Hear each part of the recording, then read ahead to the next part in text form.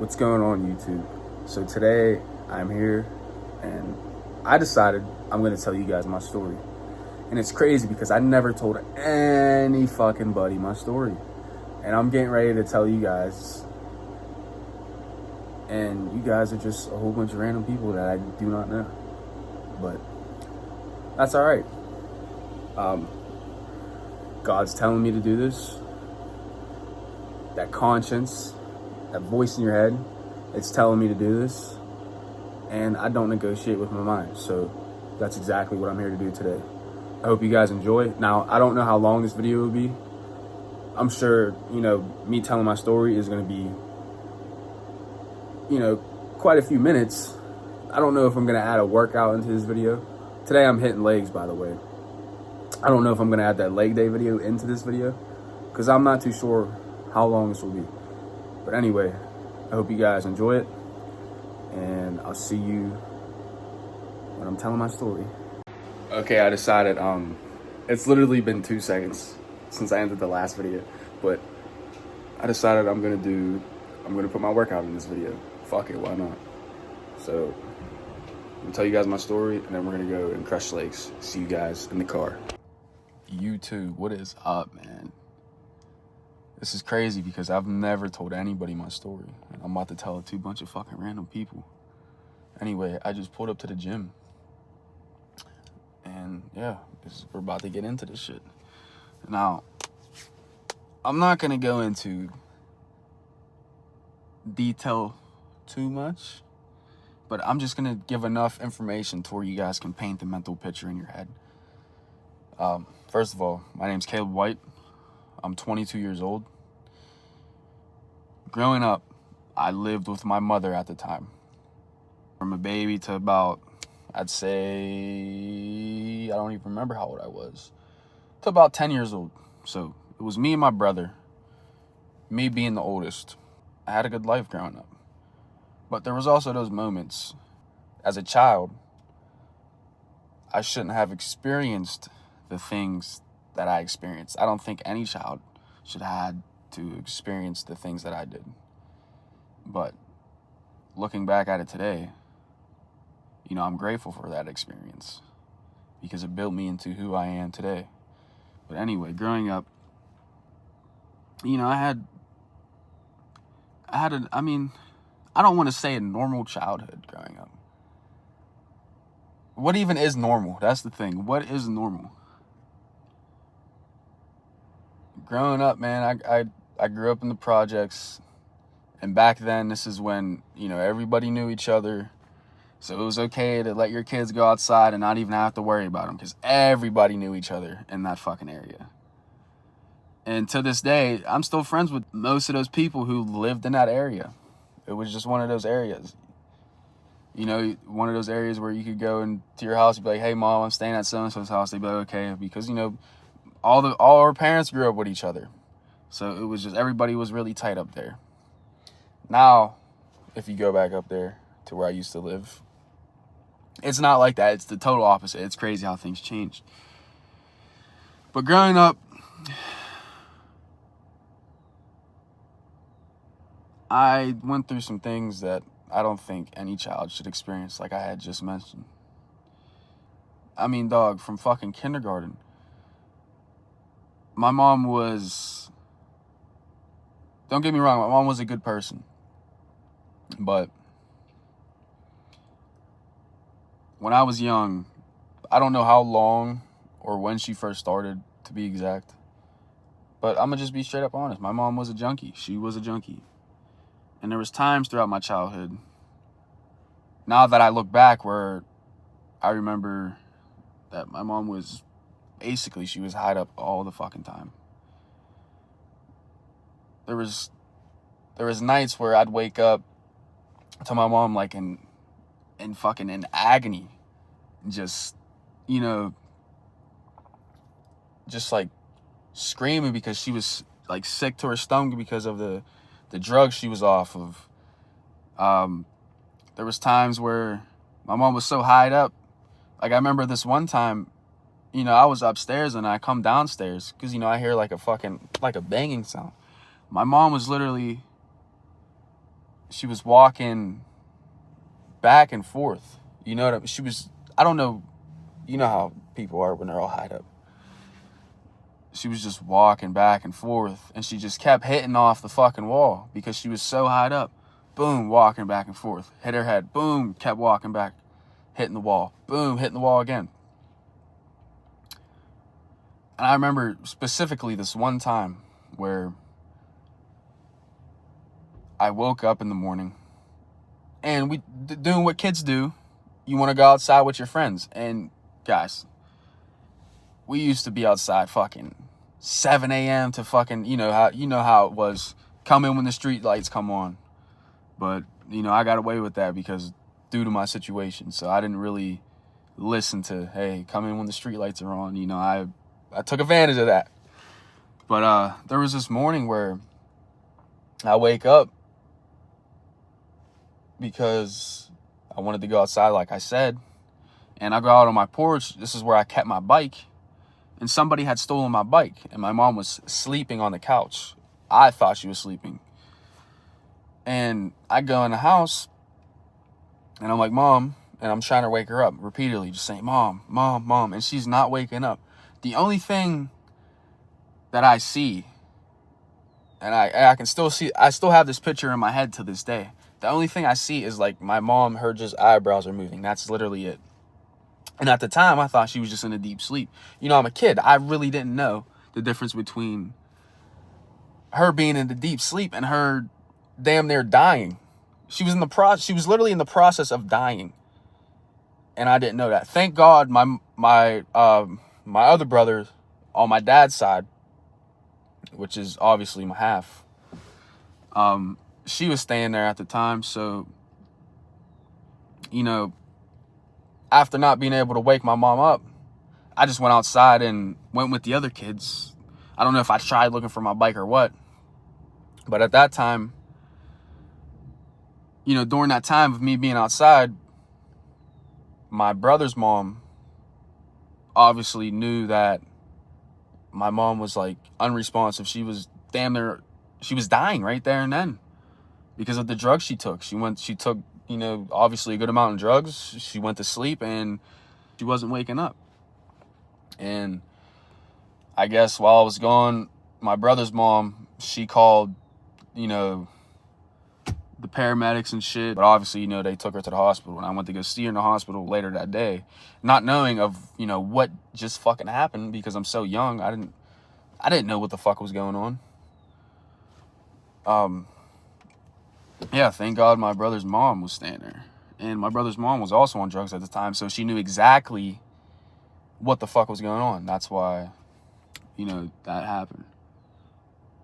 And there was times as a kid, man, where, you know, my mom would bring, you know, her other friends into the house, who were junkies as well, where I would see her literally fucking belt on, putting a needle in her and shooting up dope right there and then. I remember this one specific time. I don't know if I was upstairs or if I was coming in from outside, where, you know, I literally caught her right in the middle of her shooting up. Had the belt on, like I said, and everything, just shooting up. And I remember as a kid, I kind of like, there was a point to where I kind of like understood what she was doing, but at the same time, I really didn't. I just remember going upstairs and slamming my door, and one of her other friends, you know, tried coming up and opening the door to check on me and, you know, whatever, to fucking literally just bullshit to me.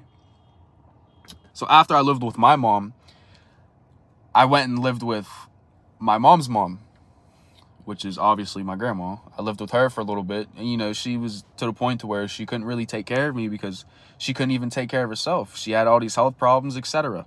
And she just couldn't support me at the time. So I went and lived with my aunt, who is literally my best friend to this day. I love my aunt, and I wouldn't trade her for any other aunt on this fucking planet. She's just amazing. I lived with her for a little bit, and then there was a day where she asked me, hey, do you want to live with me or do you want to live with your dad? And for some reason, I chose to live with my dad. So then I went to live with him for a little bit. And, you know, with him and his girlfriend at the time, which is technically my stepmom. I mean, I stayed with her basically most of the time, because my dad, he wasn't even really there. Because my dad was in and out of jail. I'm not even going to put that business out there. He was in and out of jail. He just wasn't being the dad he could have been.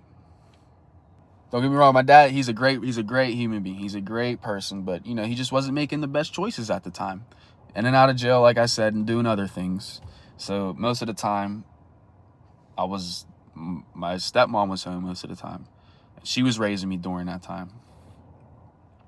And I lived with them for a few years. My grandma, who's my dad's mom, you know, saw my situation, and she pulled me from that situation, and she was like, all right, you're coming to live with me. And ever since then, I've been living with her. I still live with her to this day. And I plan on moving out soon, but that's a different topic for another video.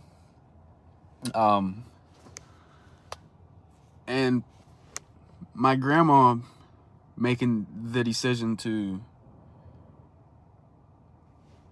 get me out of that situation and taking me to go live with her was probably the best thing that ever happened in my life. I mean, I'm so grateful to have my grandma. She did everything she possibly could for me, and still does to this fucking day. That's what she's the best grandma you could ever have, man. The best. She's one of the reasons I am exactly who I am today. Okay, I kind of lost where I was at, so I'm gonna start again from where I think I left off. My grandma, like I said, she did everything for me. Everything she could. Best grandma on earth, by far. I wouldn't trade her for the fucking world. So I moved over and started to live with my grandma. Now, the school district I went to during the time when I was living with my mom and my dad is literally 5 minutes across a bridge to the new school district that I was going to when I started living with my grandma. And my grandma brought this up. I was like, oh my gosh, I don't want to go to new school. I don't want to leave my friends. You know how you think when you're a kid. And I started going to school over there. I started playing sports over there. I started meeting new people. And, you know, basically how it usually goes. You know, you start to really like it over at this new place as a kid. And as I grew older, I just, you know, I was able to understand more on why she did that. Because the place where I was going to at the time, the school district I was going to at the time, I mean, it was good as a kid, but as I got older, it started going downhill. And it just wasn't the best place for me to be in. And I thank my grandma to this day for making me switch school districts. So, you know, all throughout middle school, all throughout high school, I did sports, football being my main sport.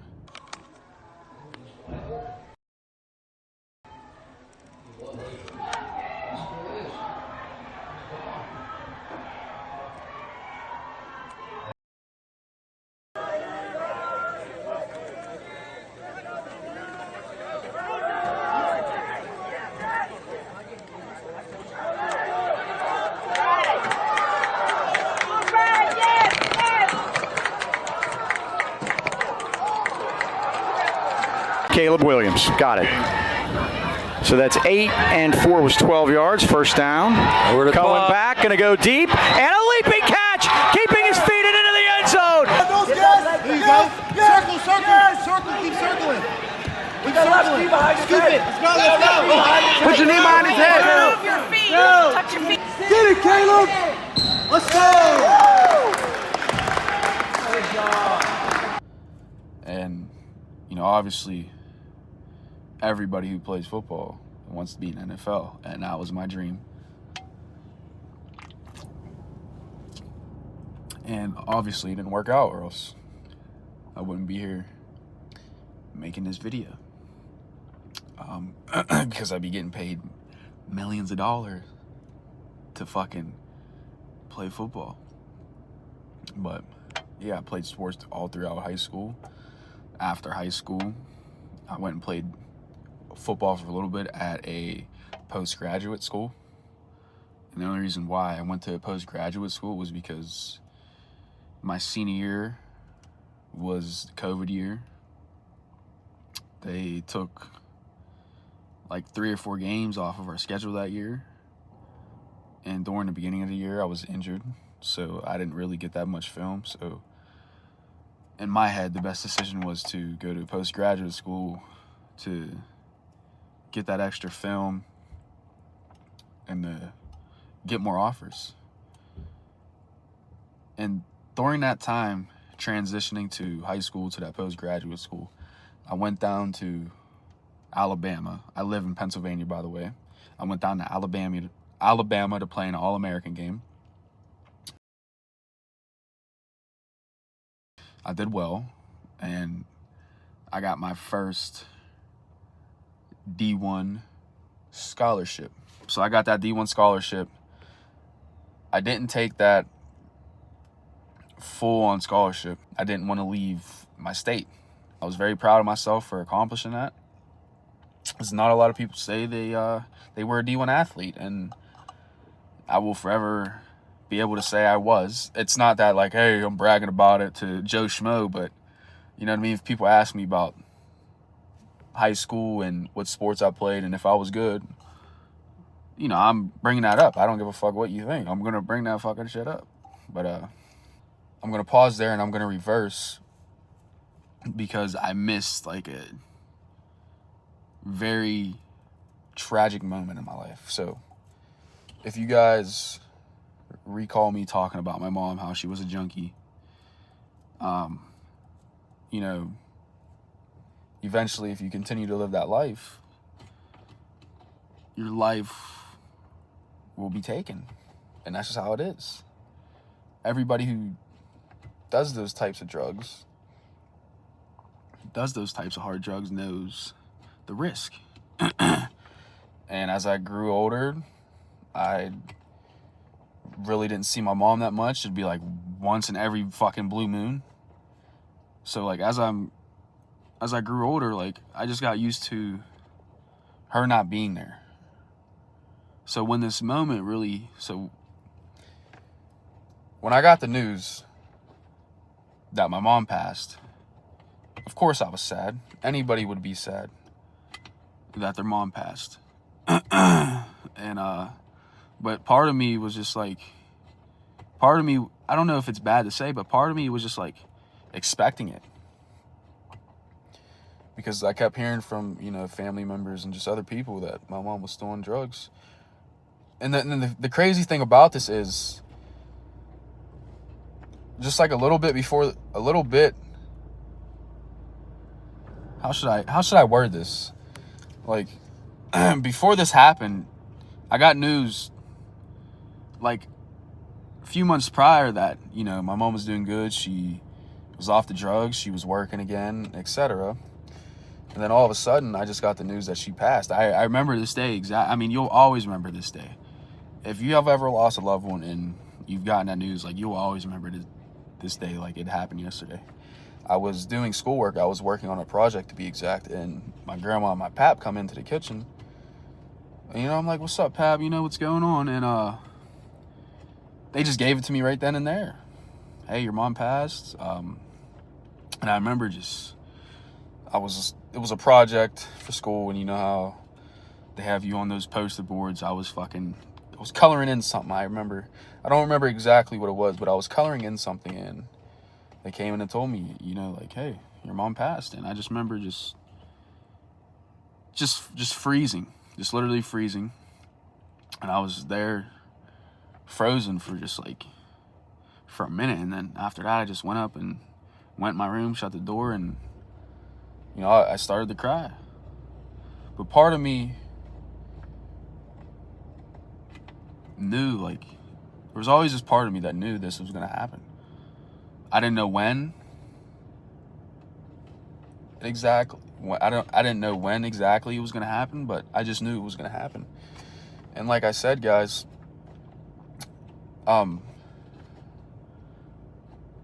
after, you know, my childhood and living with my mom, after that, I didn't really see my mom. So I just got used to her not being there. And this moment, getting that news, and this moment during my life, obviously, it changes you. It changes you in positive ways. It changes you in negative ways. It changes you. I was in high school at the time. I was 16. It was my junior year. And, you know, I was just like any other high school student growing up. You know, you smoked your weed.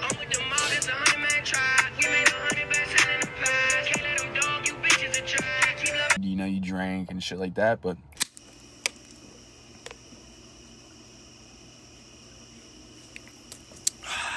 after my mom died, man, this shit really started getting out of hand. Like, I was drinking to fill that void in me, to not feel that pain that I was feeling. And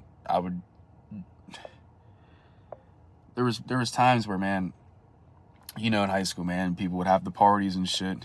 And when I was drinking, I was either the best person to be around or the worst. Because sometimes I'd get so drunk and all that emotion I was built up in me would come out. Whether it was me being angry or me being sad, it would just come out. And I was on that route for, you know, a few years. I was smoking weed every day. I was vaping. I was drinking on the weekends. A lot. I was drinking a lot. I had a girlfriend at the time. And obviously I wasn't who I used to be before I lost my mom, because, I mean, that really takes a toll on you, bro. When you lose anybody, that takes a toll on you. So when I lost my mom, just like a month later, my girlfriend broke up with me. And you know how it is in high school, man, your first love. Man, that shit hit hard. So I lost my mom and I lost my girlfriend at the time. And during this time is when I truly started to enjoy lifting.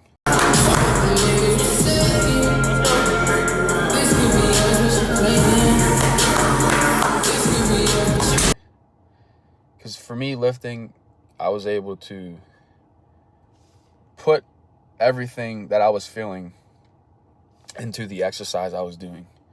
Whether it was deadlifting, curls, bench pressing, squatting, whatever. I always had a good head on my shoulders. I knew putting your pain, putting that into something positive, into doing something positive like lifting, was better than going out and doing a shit ton of drugs. I'm not going to sit here and say I didn't do drugs, because I did. I mean, it wasn't hard drugs. I mean, it was just your weed and your alcohol. Oh my stars! Oh my stars!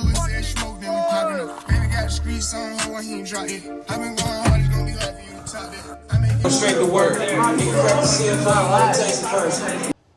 I still did that, but at the same time, I was still putting it into something good. Now, you guys know that, so I lost my girlfriend, or I lost my mom, then I lost my girlfriend, and I just went out through high school. I wasn't on the best route. I was doing the partying, you know, I was smoking weed every day, etc. Had a decent senior year, graduated high school, went through COVID and all that bullshit, went through the postgraduate school. After the postgraduate school, I hurt my back. I planned on walking on to another school, and obviously that wasn't my path I was supposed to take,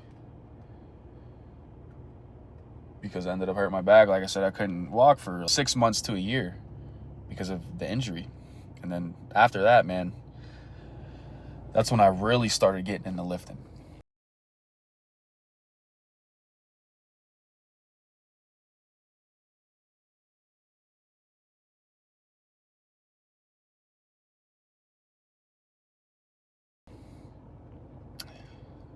I was able to put all that pain, everything I was feeling into the weights, man. And that's why I still do it to this day. It's coming into the gym and lifting weights. That's still my outlet, bro. It's still my outlet. And I'm going to give you guys, like, on an update, I'm going to take you guys to where I am today. You know, I got cleared to go back to the gym.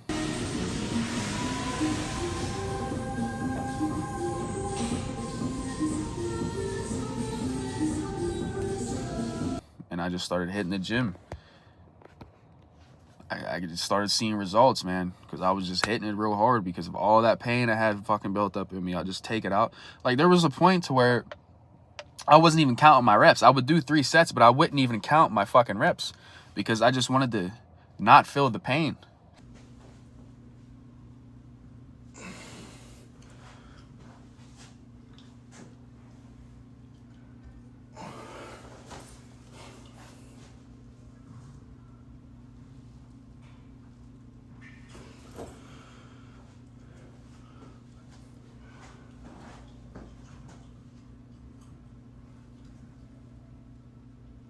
And during this time, I was still smoking weed. I was still drinking.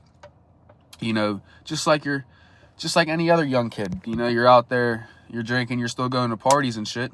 And at the time, I was working with a moving company. This place that we're standing in right now. Well, he's mad. Motherfucker. Who you getting louder with? Why? I'm tired of fucking hearing you about, hey, you know what? I just do this job for shits and giggles. I don't really need the hours. no one gives a fuck if you don't need the hours. Why? Because I wasn't going to school. I didn't want to go back to school if it wasn't for football. I didn't want to go to school. I just saw no point in going back to school. So during this time, I'm sitting there trying to figure out what I want to do with my life. And during that time, I just created this love for lifting. And the gym just became everything to me. That's the only thing, and still to this day, like, that's the only thing I look forward to doing is coming home after work and going to the fucking gym. I just love it so fucking much. And it's everything to me, man. If I miss a day, I just can't miss a day, man, because I don't even know how to explain it. I just won't be myself if I can't get to the gym. If I can't go to, like, say, for example, if something happens tomorrow and I can't make it to the gym, my whole mental state will be off. I have to get to the fucking gym. The gym is life. It's everything to me. But like I said, during that time, you know, I was going to the gym. I was seeing results. I was getting results. I was getting bigger. But at the time, I was still doing drugs, smoking weed, and drinking. And over time, man, I always had this voice in my head just telling me, man, stop drinking, stop smoking. But I would continue to do that. I'd be like, one more time, man, and then I'll quit. One more time, then I'd quit. Then slowly, over time, man, I stopped the weed. I stopped the weed before anything else. The weed was the first thing I stopped. And I remember it exactly to this day. Because I had a buddy, he boxes. I was like, oh shit, man, that looks like something I want to do. So I started boxing. And, you know, a couple weeks in boxing, I was still smoking. But then there was this one exact week, or this exact day, there was this point where, you know, I went to boxing. And I was like, well, today's the day, man. Today's the day I stop smoking because I want to box. I don't want nothing holding me back when I box. So I stopped smoking weed, which is now, it's been like almost 2 years since I smoked weed. And after that, it took like maybe another year. I stopped drinking. Because you know how it is, man. I was like 20 years old at this point. And you're just so hyped to turn 21 because then you can go out to the club and you can drink there. You don't have to try to find a party every weekend, you know, shit like that. So I'm like, man, I can't wait till I turn 21. I start drinking. And shortly after I turned 21, during summertime, on this date exactly, I still remember it, June 7th. Last year, on June 7th, I had my last drink. I no longer drink. It's almost next month. It's May, I forget what, like May 23rd today is. next month, June 7th, I'll be a year sober from alcohol. Best decision I ever fucking made. And I want to run you guys back. I didn't do this by myself. I had a buddy. I met this guy through work. Before I met him, you know, he was an alcoholic. He was drinking heavily. Heavily. I mean, he had a problem, guys. This dude, okay, say if it was Friday, right? This dude, he would start drinking Friday after work in his work clothes. He'd go straight from the bar, or straight from work to the bar, and drink all weekend. He wouldn't eat, he wouldn't shower, he'd drink all weekend and a Sunday. And sometimes, most of the time, he'd call off Mondays because he was still hungover from his fucking 3-day bender he was on. And he was just horrible. He was just, it was going to kill him. It was going to take his life. And he got sober. He started going to church. And during that time of him getting sober and him going to church, me and him got real close. Because this dude always had a good work ethic. He was a beast at fucking work. I mean, an absolute beast. And, you know, I had a good work ethic as well. So me and him, you know, we clicked. And over time, we created this bond. And he got me. He was like, hey, man, you know, this is what being sober got me. And he got me sober. And I no longer drink. I no longer go to parties. I don't hang out with those types of people anymore. All because of him. And I can't thank this dude enough, man. He's my best friend. He's my only friend I have now because I am now in a stage of personal development. I cut off everybody, and the only thing I do now is I go to work and I come home and I train. I started a online coaching business. I have 2 clients, which I've gotten from the gym. Yeah, so I started an online coaching business, and I'm looking to grow that business. So the only thing I really care about now is coming here to the gym and helping others do the same thing, man. Helping others become sober and finding their purpose, finding God, and that's just what I want to do, man. I'm here to inspire. I'm just here to live my purpose. That's exactly what I'm here to do. Now, I know I was off a little bit. I kept jumping back and forth from one subject to the other because I forgot to feel. I can't even think right now. I have to piss so bad. But yeah, I mean, that's my story, man. And like I said, I go to church every Sunday now. I found God. I gave my life to Christ a year ago, which was the best decision of my life ever. Thanks to my best friend, Liam, who you guys will probably see in future videos as I continue to grow my YouTube page. And I mean, that's my story, guys. That is my story. I tried my best to explain it. And it was hard for me because I never, ever told anybody that. And I'm here telling you guys that. So I apologize if I confused you guys because I know I went from one subject to another. And then I was like, oh, shit, I forgot to say this. And then as I'm saying that, I was like, oh, shit, I forgot to say something else. So, yeah, I'm sorry if I, lost you guys. But that's what editing's for. I can edit it and make it all flow together. But if I don't, I'm sure you guys can paint the picture. Yeah, man. I mean, like I said, I tried my best to explain to you guys. My mission with this YouTube shit is just to put out positive energy and inspire others and document my personal development journey. I want to document every fucking moment. Daily vlogs. I'll be coming out with workout videos, more educational videos on lifting and how I got the physique I have now, and just helping anybody in any way I possibly can. And if you guys ever need somebody to talk to, please DM me on Instagram. Caleb, KAELEB _ White2. If any of you guys ever need advice or lifting advice, anything, please DM me on Instagram and I will answer. I will always answer. Or even just comment if you got something to say. But yeah, guys, I hope you guys enjoyed that story, man. It took a lot for me to fucking sit here and tell a bunch of random motherfuckers my story, because like I said, I've never even told my grandma my story, and she's the closest human being to me. So yeah, let's go in here and let's hit legs, man. I'm gonna take some pre-workout and I'm gonna finish the C4 and I'll see you guys in the gym. I gotta piss so fucking bad. You know how it is when you have to piss so bad you can't even fucking think straight. But I'll see you guys in there.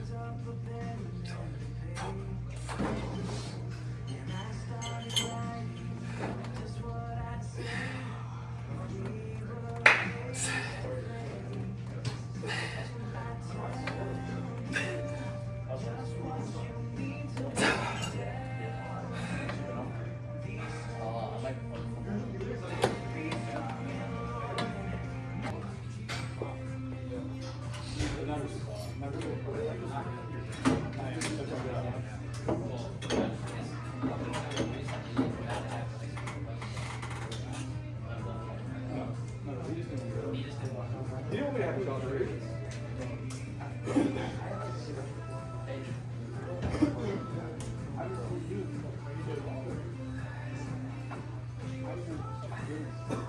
getting better. I'm like starting to get